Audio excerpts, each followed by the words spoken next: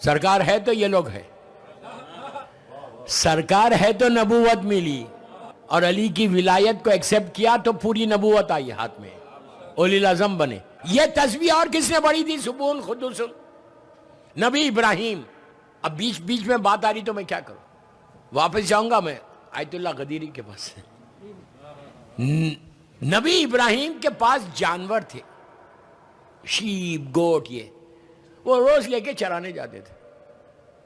پہنچے اور بیٹھے ہوئے تھے، ان کے جانور سامنے تھے، ایک دم دیکھا کہ ایک جوان حسین خوبصورت آ کے کھڑا ہو گیا سامنے۔ ڈرے نہیں، ہم ہوتے تو ڈر جاتے۔ یاد رکھو علی والوں کے سامنے کوئی غیر لوگ نہیں آ سکتے۔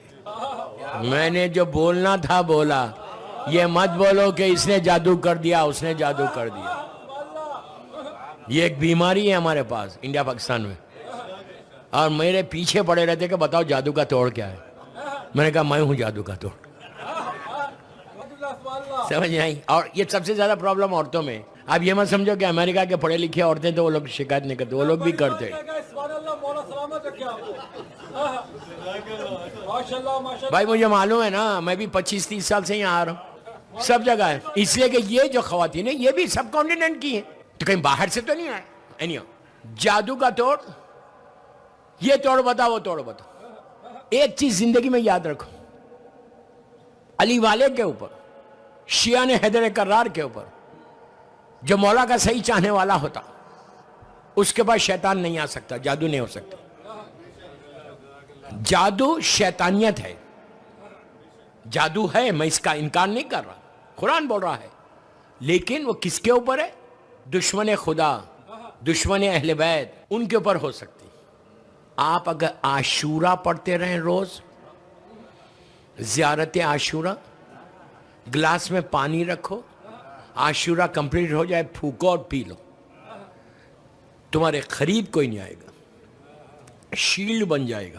زیارت عاشورہ پڑھنے والا، اس کی 1000 فضیلتیں، اس میں یہ ایک فضیلت ہے کہ جادو کا اثر نہیں ہوتا۔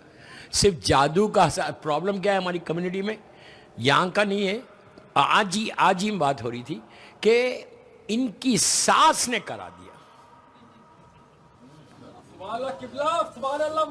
میں بہت احتیاط سے پڑھ رہا بھائی، مدر ان لا، یہاں کی مدر ان لا بہت اچھی ہے، ماشاءاللہ ماشاءاللہ۔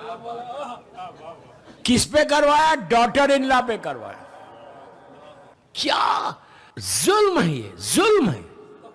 تم کیوں کروا رہے؟ اس لیے کروا رہے کہ لڑکا میرا ہی رہے، شوہر اس کا نہ ہو جائے۔ تم شیطان کی مدد لے رہے، تم کو خدا اور علی کی مدد لینا ہے۔ ضرورت کیا ہے؟ یہ بیماریوں سے بچو، یہ تمہارے اعمال خراب ہو جائیں گے۔ کسی اور دروازے پہ مت جاؤ، دروازوں پہ جانا ہے تو امام علی اور معصومین کے دروازوں پہ جاؤ، یہ ملاؤں کے دروازوں پہ مت جاؤ، یہ لوگ کچھ نہیں کرنے والے، صرف پیسے لینے والے۔ اور جو مولوی تم کو جادو کر کے پیسے لیتا کہ میں ٹھیک کرا دوں گا، وہ تو جھوٹی جھوٹ ہے، صرف دھندا ہے اور کچھ نہیں۔ پوری مجلسی اسی پہ پڑھ دوں۔ نہیں بھائی، مغرب کا وقت بھی قریب ہے نا۔ تو یہ تسبیح کس سے پڑھی تھی؟ نبی ابراہیم کھڑے ہوئے، دیکھا سامنے جوان آ کے کھڑا ہوگا، حسین و خوبصورت۔ ابراہیم گھبرائے نہیں، اس نے کیا کیا؟ سلام کیا، نبی کو سلام کیا، نبی نے جواب سلام دیا، نبی نے نہیں پہچانا۔ آخر میں آپ کو پتا چلے گا، آپ بولیں گے اتنا بڑا نبی اور نہیں پہچانا۔ بابا یہ صرف علی اور اولاد علی پہچان سکتے، اور کوئی نہیں پہچان سکتا۔ تو اس نے کیا کیا؟ سامنے کھڑے رہ کے سبوحن قدوسن کا، ایسا لگا پوری زمین اور آسمان گونج رہی۔ ابراہیم اتنا بڑا نبی چونکا، چونک کے کہا، یہ پہلی دفعہ سنا تھا انہوں نے اللہ کا یہ نام، کہا کتنا پیارا میرے اللہ کا نام ہے، کتنی اچھی تسبیح ہے۔ پلٹ کے کہا ایک دفعہ اور بولو گے؟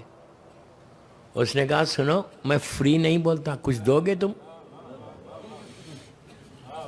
کچھ دو گے؟ تو پوچھے کیا چاہیے؟ تو کہا تیرے پاس 100 جانور ہے، اس میں سے 25 مجھے دے دے. انہوں نے کہا ٹھیک ہے، 25 جانوروں کو حوالے کر دیا. کہا اور کوئی اللہ کا نام سنا. اس نے پکار کے کہا. اس وقت تک ابراہیم کو یہ پورا وہ وقت پہ آ رہے تھے. یا عزیزو یا غفار، اتنا پیارا نام ہے اللہ کا، عجیب تسبیح. آپ یہ تسبیح روز پڑھو، 100 مرتبہ مت پڑھو، جتنی دفعہ پڑھ سکتے پڑھو. آپ مجھے دعا دیں گے یہ تسبیح پڑھ کے. صرف مجھے دعا چاہیے آپ کی، کچھ نہیں چاہیے. Just pray for me. یا عزیزو یا غفار، 2 جملے. اللہ نے قرآن میں کئی جگہ کہا کہ میں عزیز و یا غفار ہوں. تم اتنے قریب ہو جاتے، جو رکاوٹ تمہارے پاس ہے. مثال کے طور پہ آج آپ دعا مانگ رہے تھے اور آپ کی دعا آج قبول ہونا نہیں تھا ہمارے گناہوں کی وجہ سے.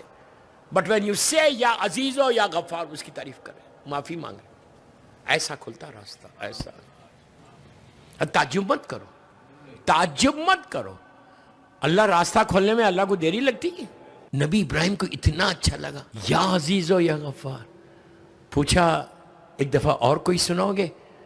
تو جوان نے کہا بھائی سنو، کچھ دو گے؟ کہا کیا چاہیے؟ کہا اور 25 چاہیے. 50 تھے، 50 میں سے اور 25 مائنس ہو گیا. ہاں بہت ایزی لے کے سن رہے. وہ مانگ رہے، ان کی پوری پراپرٹی 100 جانور تھے، پوری اساس ان کے وہ 100 جانور تھے. 25 بھی دے دیے، کل لے لو. کہا اب کیا سناؤ گے؟ کہا یا حیو یا قیومو. نہیں سمجھے اس کا مطلب؟ ہمیشہ سے ہے، ہمیشہ رہے گا. زندگی چاہتے ہو، بیماریوں سے بچنا چاہتے ہو تو یا حیو یا قیومو کی تسبیح پڑھو. کسی بیمار کے اوپر جا کے یا حیو یا قیومو پڑھو، دیکھو کیسے اللہ زندگی دیتا. اس کا نام ہے نا.